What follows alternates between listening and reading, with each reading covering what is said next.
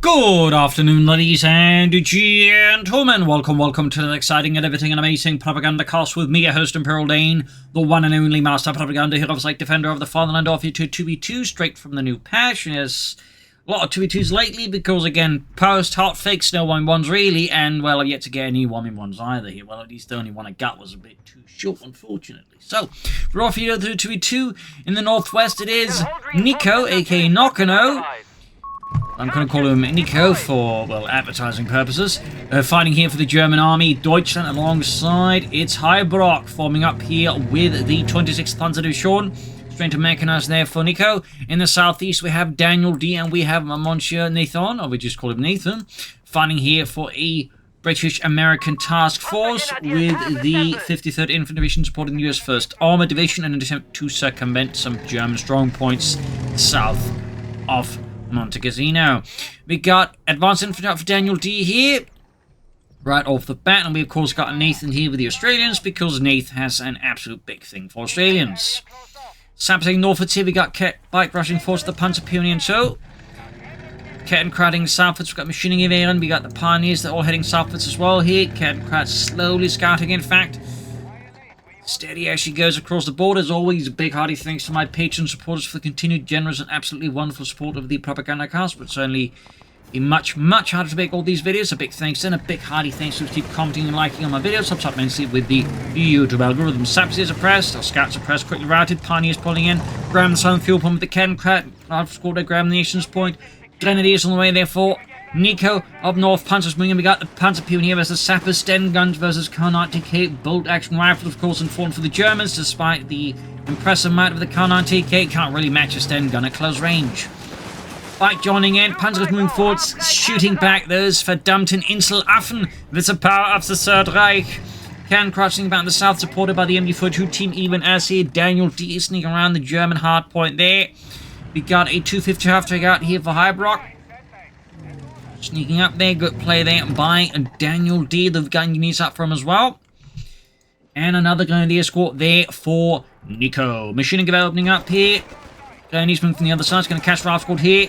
Closer to the German lines. Australians moving to assist here. Nathan senses an opportunity to assist his teammate here in the fight against the German war machine. Third Ralph squad there for DanielD closing up here. So far, I mean, the build orders are fairly conventional for the most part. Nothing that really stands out. Obviously, Nathan's going to be a bit vulnerable to light vehicles. And, you know, Nicko's definitely going to be, you know, a bit short on early game fire. Plan will need to get out something that hits a bit harder fast. Particularly with both Nathan and DanielD bearing down upon him. Like a, you know, ton of very angry bricks. Then he's moving up there. 250 champion assist here. Good assist move there by Hybroq to assist Nicko here against the Americans and the British forces. Catching here DanielD and Nathan in a bit of a tough spot. Kettenkrat rolling out again. Panzer Grenadier Company on the way there for Nicko. Thumbs up. They did slightly nerf the Panzer Grenadiers. Bike knocked out. So the Battle Grenade isn't quite nearly as powerful, amongst other smaller changes. Merge also has a cooldown, and they move the veterans who won Panzerfaust range bonus. So the Grenadier is also a little less imminently good with the officers' quarters and MP40s. Panzer Pioneer, they're getting shot to bits further south here. Grenadiers catch from squad here by the southern point. Fighting around the center continues. Panzer Grenadier Company almost done here. And I'm guessing we're looking at some fast Panzer Grenadiers here out of Nicko. Grenades off here, blowing up the engine, the 250 Tech Panzer is bailing out. Still cheerful, I imagine, about the entire situation. Scouts charging in, grenades being chucked here. Panzer though taking a full load here, fragmentation grenades, and no matter the superiority of the German Panzer Grenadiers, they aren't as superior. They can just survive that to the face or the chest or most of the internal organs. And the results are, of course, a full wipe there. Definitely a slip there by Hybroq. Well, of course, that DanielD, of course, is more than happy to inflict. Punish. No Panzer Grenadiers yet here for Nicko, but I'm kind of guessing it's that, or maybe a fast 221. Oh, not 221, but fast 251. The Stummel upgrade. We got ammunition storage. We got Rangers here for DanielD. We got Panzers here for Nicko. Even as Nathan's launching assault here, Sapper supporting the Australians in the offensive against the lone squad they've had an old track. 250 half-track survived. Ironically enough, you'd figure that one with the bomb blown up and not the Panzer Grenadiers, but Suppose that's a bit of a twist. Victory point under enemy control. Rain is likely going to happen here soon enough for DanielD. Of course, he could surprise us all. Puny moving up with their Flammenwerfer. And there you go, Panzergrenadier is ready with a Sturmgewehr 44, maybe the MP43, which is an earlier model, with only some minor modifications to real changes. Fun fact there. South side route units moving in. We can see it. Nicko's trying to, like, you know, backpedal, set up a new line of defense. It's going to be a bit tough here without the Panzergrenadiers, though, I think. But he's definitely going to try it. Pioneer's busy with the British forces under Nathan. North side seem to abandon for now. Of course, the Germans catch onto this. They could exploit this. Oh, grenade and machine gun almost had it there. DanielD could almost just feel it. But it slipped through his fingers like something incredibly slippery, like an eel. Panzer closing up with the Australians there further up north in Nathan's attempt here. Almost gets him a wipe, actually, but ultimately could be the one losing a unit to a wipe here. Panzer is still busy with the Australians. Anti-tank sections ready. Bomb grenades could still happen. There you go. Aussies forced to withdraw south side. DanielD here in the first Armoured are making excellent progress. No Rangers yet, but we do get the info support center. Bomb grenade there, forcing the section to vacate the premises. Turns out they can't afford the rent. And 250 half-tick here is about to maybe get a wipe in the section. It will go down to the Humber. Oh, nice empty on my Nathan to save it with the smoke, but obviously kind of seems a lot more than actually happened. Oh, that was great for Nathan, but really painful there, though, for Hybroq. Didn't get the wipe there. Over to Hybroq, by the way, and to Nathan. My mistake, not approaching. As soon as a bit caught up in the fighting here. Another change that I made was actually improvements to the latency there, so there should be less input delay. That should be good. Black feeling there moving out. We got Panzergrenadiers as well here for Hybroq, and obvious response here to the Humber armoured car. Patrolling here. Up north there, German forces busy. There's a lot of barter wire here, by the way. An awful lot of it. Got 2 Panda guns being prepared here. South side German counterattack sweeping in there, forcing DanielD to vacate the southern premises. But the men here of the 1st Armoured, Baker Company, are seizing the centre there for freedom, democracy, liberty. Which the Germans just basically sneaking around there. No matter the cost. We'll have to see what happens next here. Going for that fuel point again. And he's there about to run into the Americans with limited support assets. Humber there, busy in the south. Panzergrenadiers, they kind of forgotten it seems here. No sign of a pack, assault gun, or anything like that. We'll of course have to see what Nicko decides upon against those naughty allied forces. Grenadiers here find themselves around and running to the orphanage here. Grenades chucking off the Stillhandgrenade. Gloriously doing some concussive damage here to the British forces. Grenade on the captain, ripping through him, but not quite actually extinguishing any lives there. Driving into the assault here. Panzergrenadiers lost there for Hybroq. That's a painful blow. Breach there forces the Grenadiers to vacate the orphanage. And there you go, we got the 250 upgrading in here, but already now we can see there, though, Nathan is starting off. Oh, no! He backpedals into the Panzerjägers, and we got the flak thing as well here. Can Nathan save his Humber here? Apparently he can, because the Panzerjägers are firing at the engineers instead of the bloody armoured car. I do just like when that happens, like, you know, that's a bit of the problem at times with units of sight vehicles. You can't actually tell them what to fire on, so they decide to shoot at something utterly irrelevant. You're kind of stuffed. That was also about an issue in previous CoH games, not just in CoH 3, before someone decides, like, you know, try and blame that solely on CoH 3. Because there's definitely some people out there with a bit of a thing for that. And machines filling up here, Sabbath withdrawing. We got a lot of stewards here for Nathan. Bring in that fresh Lend-Lease equipment here to match the German war machine. Hybroq, though, has definitely been taking an absolute beating here. He's got next to nothing left now, and he will need to work in his unit preservation, I think, to put it gently. I mean, these kind of losses are absolutely not sustainable. And he's definitely going to, like, you know, come up with something here, because this is definitely just going to, like, you know, risk costing the game at this rate. Meanwhile, Nicko here is just relying heavily on the Achtrad, heavy armored car there. Pack 30 there for Hybroq. British-American forces converging on the center of Pachino, ready to liberate it from a German presence. Plus any bottles of wine left behind. Mortar pit they're like going to set up here by DanielD. Utilising the local terrain here. In this proximity there to, like, you know, set up a very nice position. Armoured car, though, going straight into the town centre here. Rather blind. It was actually risky here for Nicko. Could have cost him the armoured car, to be honest. Or at least a damaged engine. Ode to DanielD, noting that Nathan was going for some training. Still no Rangers out of DanielD. No Rangers whatsoever. Panzerguns with advancing. Australians there. Stuart's on the move here. Pack 38 is ready alongside the Panzers, but that still means that Hybroq actually has to kind of like do all the anti-tank work as, well, right now at least, Nicko doesn't have any anti-tank weapons. Howitzers there being prepared for DanielD.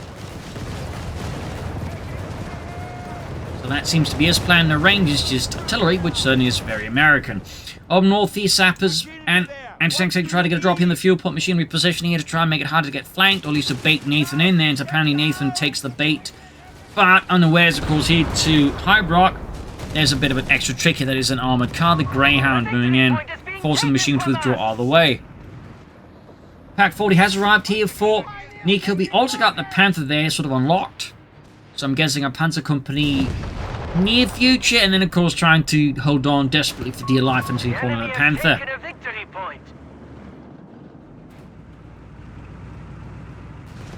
And we got the ammunition storage there for Mr. DanielD, noting that actually got buffed in the patch. Well, there were in fact several buffs for the Americans overall. I can't remember them all. Sounds like Grenadiers was the captain. And the Greyhound. More Grenadiers flanking further south, backed up with the Panzer Grenadiers. Yeah, lacking any heavy armoured support, this is going to be a thing a bit tough to like just punch through. At least a lot more Panzer Grenadiers. Still being called in to further think frustrate here. Nicko's advance, even as Hybroq is slowly recovering up north. Nath is doing his best here to try and, like, you know, frustrate set recovery. And there you go, flak filling being engaged for the Stuart light tank here. Panzer X moving up, Pack 38 nearby. Need to use that, some shots here to try and push back that Stuart, and there you go, narrowly saving the flak filling. South side German push here by Nicko has fully collapsed and is turned into a mass rout as German troops unseemingly just retreat en masse. We got here 3 fire drills there for DanielD, which also got buffed. North here, Panzerguns are busy with the American or British forces there, successfully forced them off here. Victory points wise, it's a lead for the Germans over the Allies, but that lead though is somewhat slipping at times. And we got a 2-pounder gun there for Nathan. Sounding apparently not to go for the 6-pounder gun. Mortar fire here and hard to fire there, pummeling the southern positions here. Nicko's positions here definitely looking a bit exposed. Back at the German base, we got the Panzerarmee Commando here for Hybroq, but Nicko has yet to commit. As for the Allies, we're not seeing any tech there for DanielD, and Nathan remains also somewhat tech agnostic. DanielD in fact going for the BAR, still on the Rangers. Australians there thinking they had an opportunity to get the drop of the machine, instead got dropped straight into hell. As the range is not just the MG, but also a flak filling right behind it.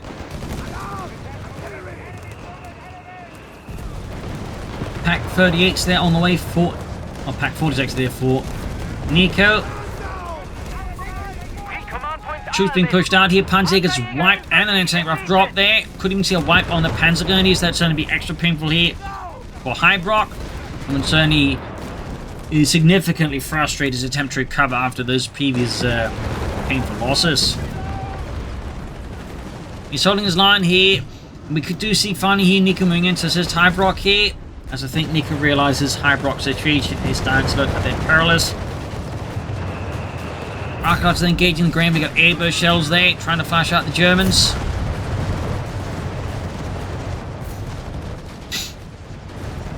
Graham's there flanking up behind. Package reinforcing, got a Panzer IV there on the way for Hybroq, thumbs up. Nicko though has yet to take up.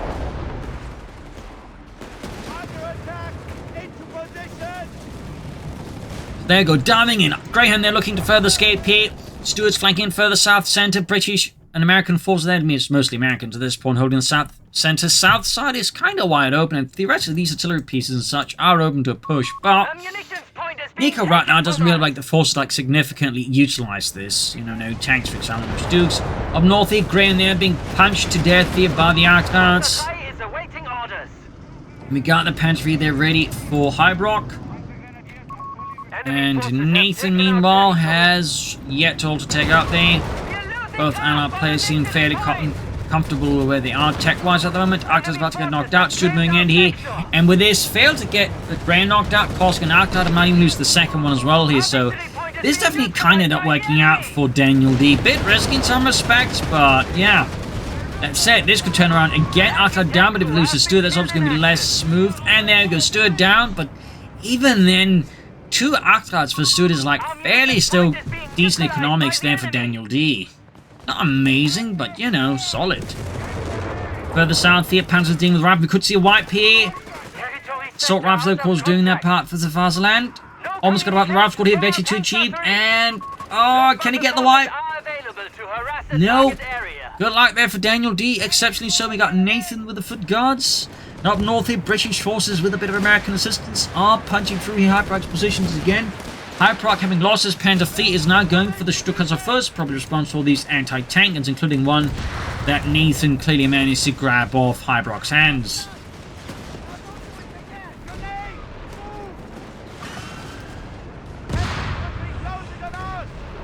Center falling to German forces as the Allies heading south on North Hart. And again, it's worth noting here, Nicko isn't really doing much assist here. He is just fortifying the southern half of the map. He's not like saying trying to like exploit by say maybe pushing for the Allied artillery, which of course would benefit both him and his teammate. Walking Stuka artillery team need orders. Stukas of us ready here. Panzer Company finally being built here and almost done in fact for Nicko. Hybroq continues to be an absolute just whipping boy here. Another Panzer Grenadier squad wiped here. His losses remain rather heavy. Do get a Stukas barrage here. Rockets swimming down there, exploding, causing some harm. But no greater casualties here for the Allies. So that definitely felt a bit underwhelming there, I imagine, for Hybroq. Further south here, we got a Chaffee up for DanielD. Pretty late for a Chaffee, if anything. Matilda 2 almost getting ready here.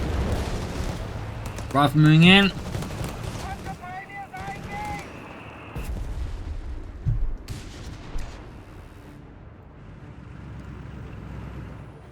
Matilda 2 almost done. Territory lost. Further south, Rifle squad kept moving in. Mines down. Proximity alarm near our victory point.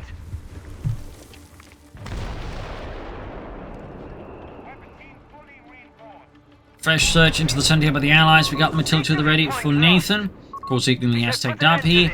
But in comparison, DanielD just continues not to tag up. He seems fairly confident where he is at the moment. Fairly pleased. The enemy has engaged our allies' headquarters. Further south here, some Allied forces are routed. And looks like the German headquarters being bombarded. We do get a Sturmpanzer here for Nicko. Territory sector has been claimed by the To blast his way through Allied defensive positions. Not a bad idea. Panzer's moving up. Grenades being flung here at the Allied forces as they swiftly withdraw there through the back doors. Black filling providing some covering fire. Another Stukas was bashed. We've got 270 to 393. Allies still have a good lead. Oh! Actually have a good lead. Massive rocket strikes here. Mostly in the building here, but still getting a few shots past that.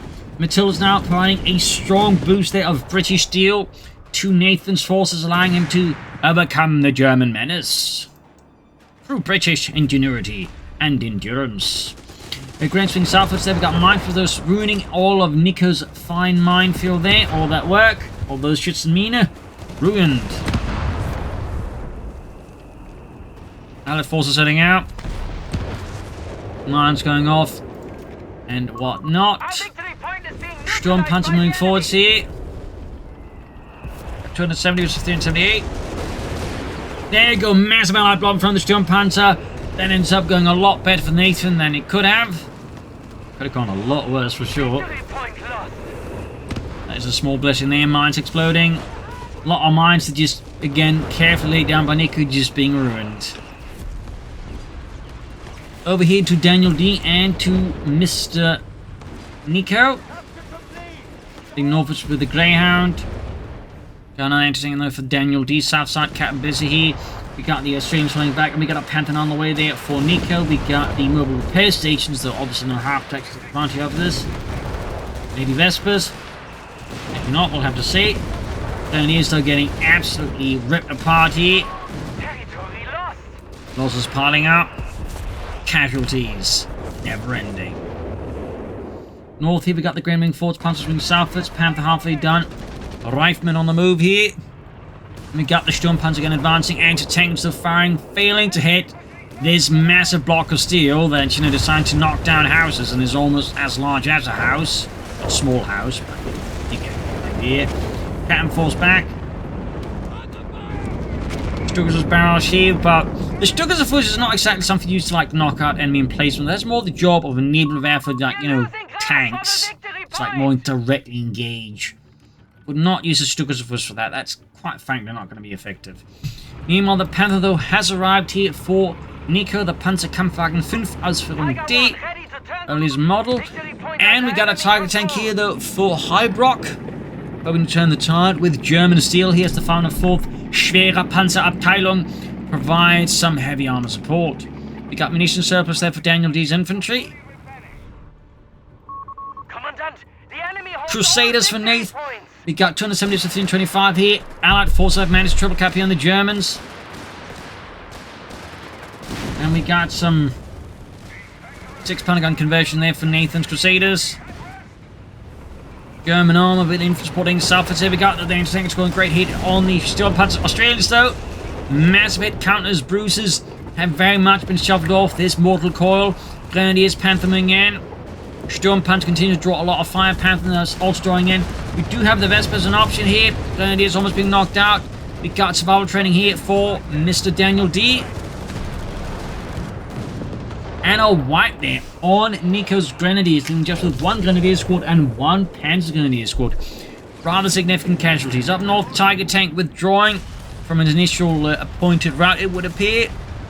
Clearly it's something playing north but decides against it. Chuckles barrage here.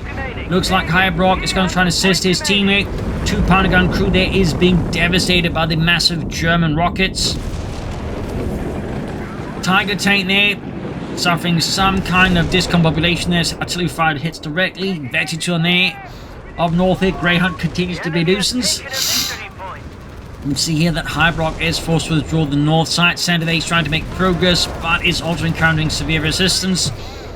And Nicko's just not doing much here to assist at the moment.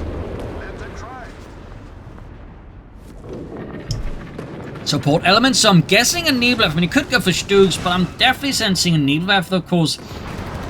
Wouldn't it make more sense to go for the Vesper than if you went Mechanized instead of Nebelwerfers? I mean, if it's, of course, is intended to deal with this, he will need the Nebelwerfer, but otherwise, I do think a Vesper might be a bit more efficient at this stage.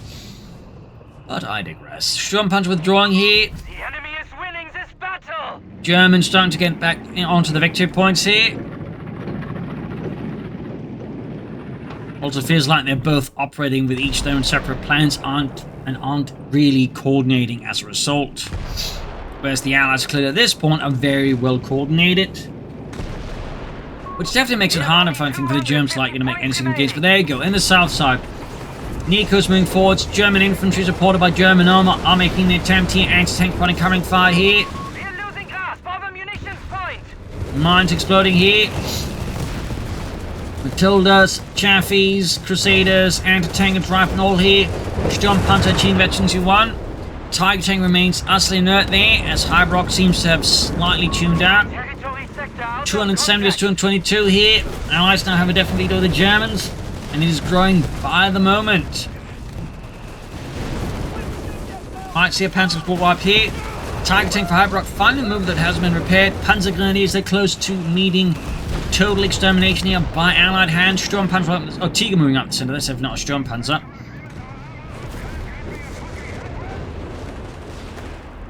Stones there being pushed back. Panther halfway done. Sector's moving up. Panzer Pioneer getting shot at.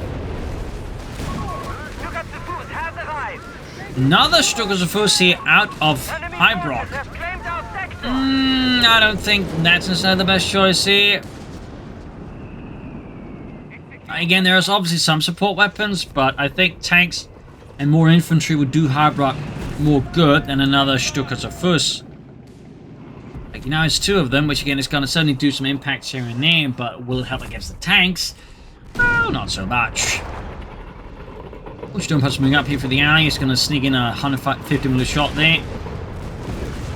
But it's going to draw a lot of attention here from the allies. And we got an archer out here for Nathan. Back here to Nathan and back to Hybroq. More Stukas fire here in an attempt to take out the howitzer.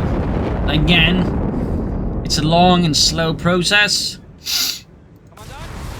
Although having two Stukas will somewhat expedite it. Available to root the enemy from their holes. Ooh, almost wiped the section. Almost had the howitzer, but again, in both cases, it was only almost and not quite. In the south, the German forces are being met with a heavy allied assault here. Hybroq needs to move to assist here, or needs to exploit somewhere else at least. Grenadiers are about to get wiped out. That's going to be another blow there to Nicko, down to just the Panzer Grenadier. It's got, I think, nothing else at the moment. No additional Grenadiers, no Starstorm, no other Panzer Grenadiers. That's definitely great for the odds. And Daniel's also finally committed to Rangers here. Massive rocket strikes here. We got Needler now being unleashed here on the howitzer. So that's a lot of rocket artillery out of the Germans. Make no mistake.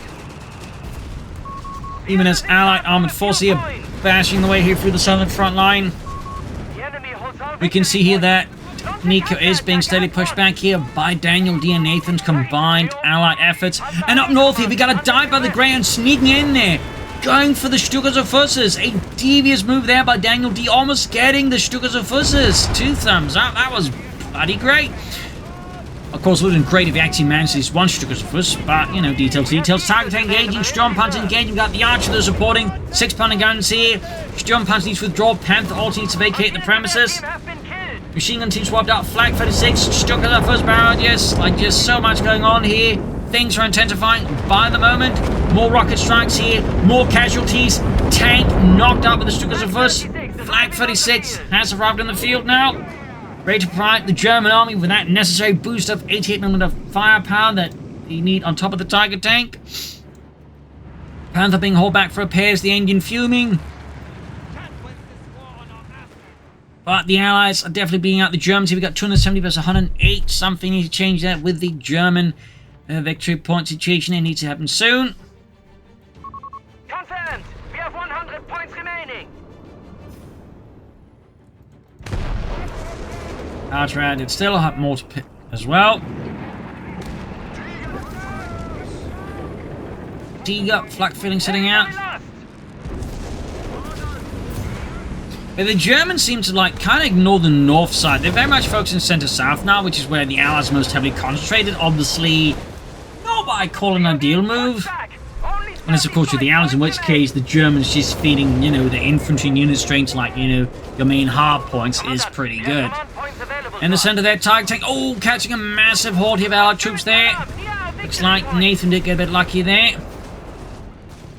Pushing for that southern port, but exposing a lot of force in the process. Sap has been caught here, murdered. Oh dear. And there you go. Chaff is there to rescue. Sturmpanzer moving in. Sap is being annihilated. And we got just massive anti-tank fire in the Sturmpanzer, almost knocking out Nick. Countless anti-tank guns, plus the Archer. Panzers, though, could get wiped out. The old machine there is still being hammered, but it's grabbing the southern victory point. Center has briefly fallen to the Germans, but DanielD is already on the point. Ready to see what sees back for democracy. And there, got another attempt with the Greyhound. Going once more for the German rear lines, and again going for the Stukas. Panzer Pioneers wiped here, stinging blow to Hybroq. His Flak 36 is, I don't know where it is even. Oh, it's there.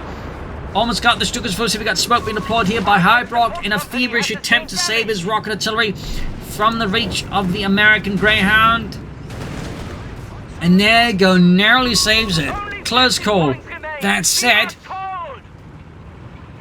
it's still a win for DanielD because that was time and resources being pulled back towards the base instead of getting towards the victory point. And at this point, this sacrifice makes a ton of sense because, again, if they're focused on saving up that ground or dealing with that ground, again, they're not pushing for the victory points.